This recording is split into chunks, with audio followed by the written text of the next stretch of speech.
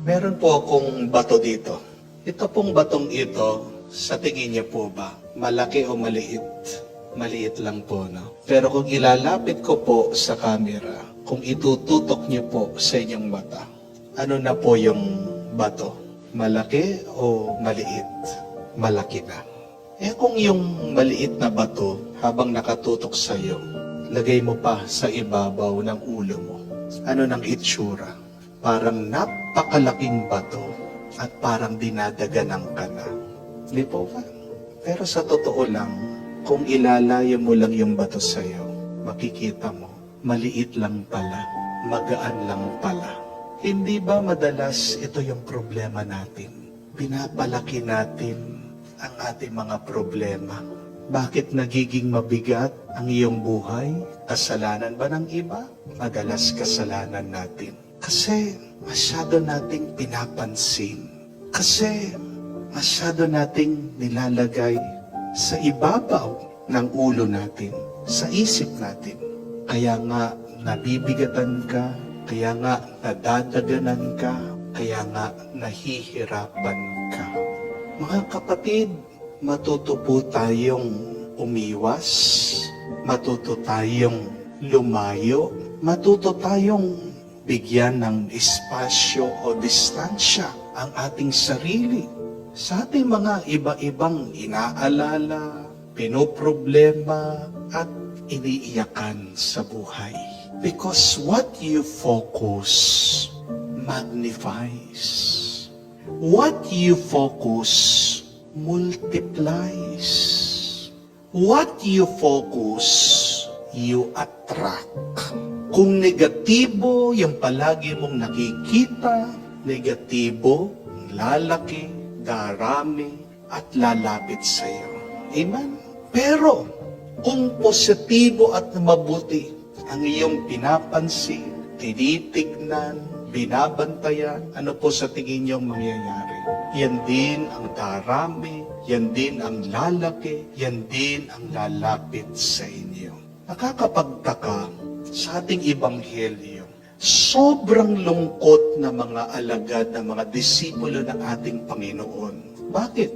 Kasi tinuturuan sila ng ating Panginoon, sinabi ni Jesus sa kanila kung anong kanyang magiging kinabukasan, na siya ay dadakpin, siya ay huhulihin, at siya ay papahirapan at papatayin ng ibang tao. Sabi po, they were overwhelmed with grief. Pero, ito yung nakalimutan nila.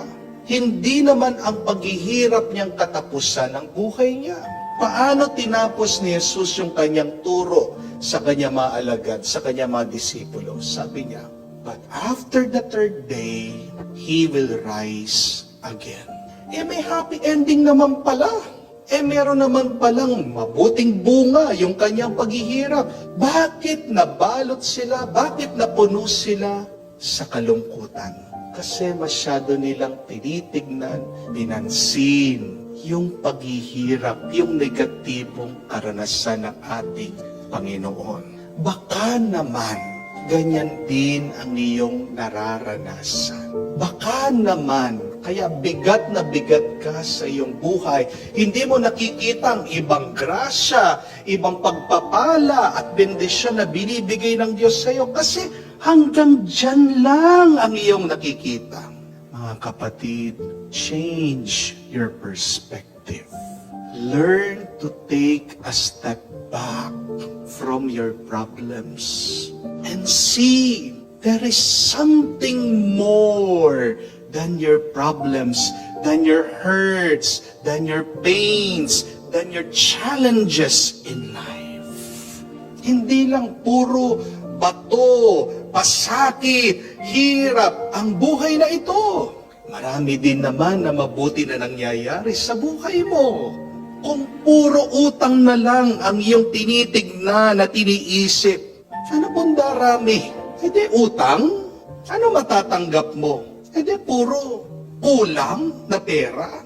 Amen?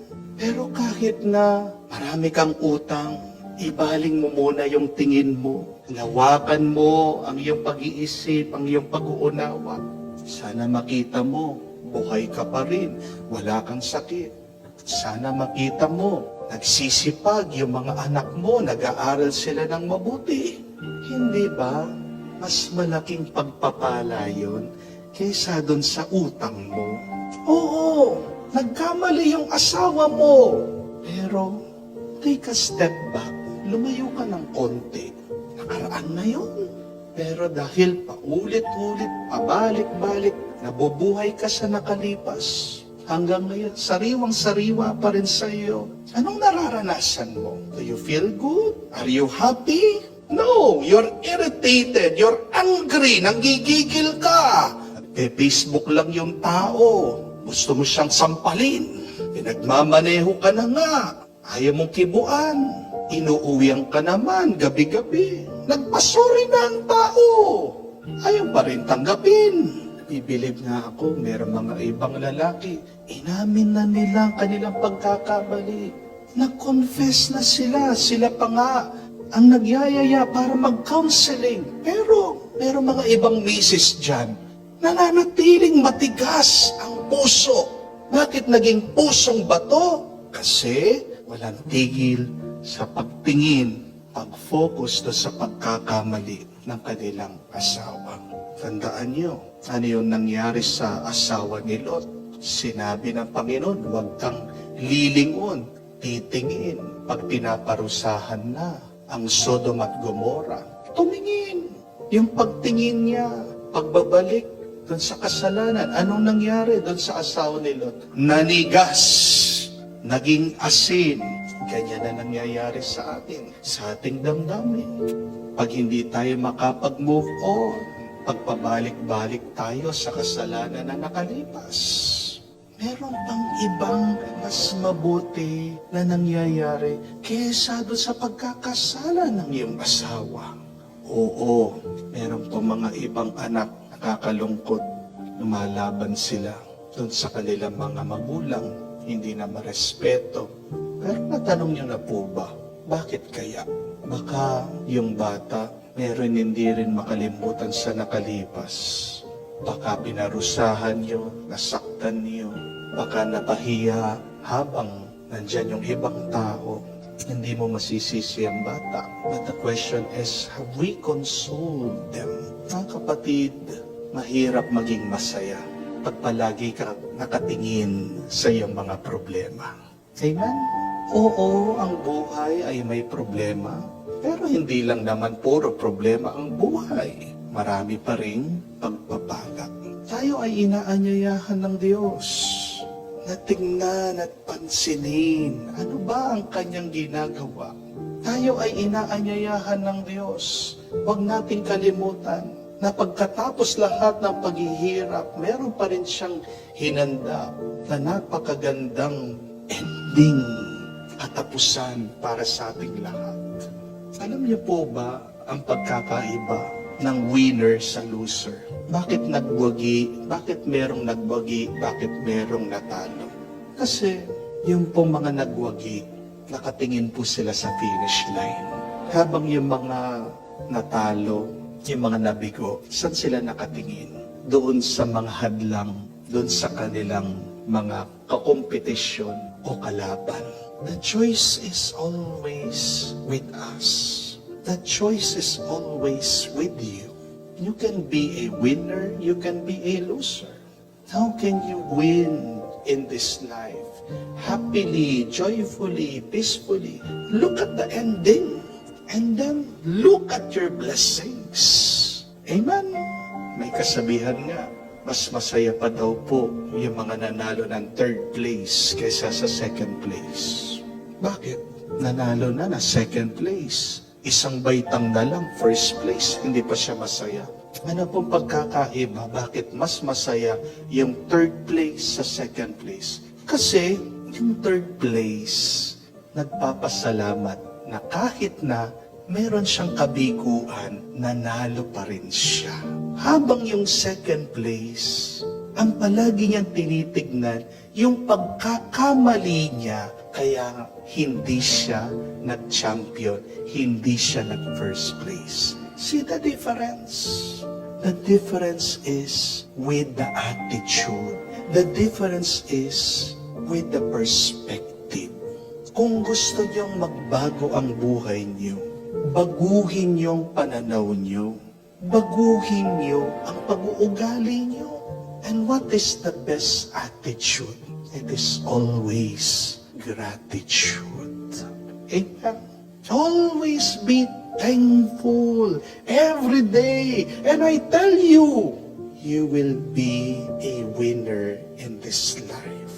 The happiest people do not have everything, but the happiest people are, even if they do not have everything, they are thankful for what they have.